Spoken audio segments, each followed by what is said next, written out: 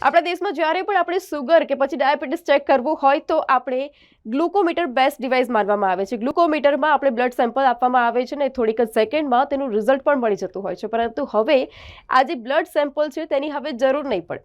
જી હા, એટલે કે હવે આપણી જે શ્વાસ લઈએ છીએ આ શ્વાસથી જ ડાયાબિટીસ આપણને જાણ થઈ જશે. તેને સુગર માપવું હોય તો આપણા શ્વાસથી જ જાણકારી મળી જશે. વાત થઈ રહી છે કે હવે આગામી સમયમાં જો આપણે વાત કરીએ તો શુગર ટેસ્ટ કરવા માટે બ્લડ સેમ્પલની જરૂર નહીં પડે. હિમાચલ પ્રદેશમાં સ્થિત IIT મંડીના સંશોધકોએ એક એવું ઉપકરણ તૈયાર કર્યું છે કે જેમાં બલૂનમાં આપણે જો શ્વાસ લઈ અને શુગરનું જે પરીક્ષણ છે તે શક્ય બનશે.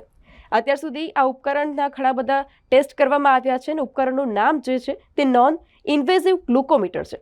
આ ઉપકરણમાં મલ્ટી સેન્સર લગાવવામાં આવ્યા છે અને જો લોહીમાં સુગરને શોધી કાઢવામાં તે હવે સક્ષમ બનશે.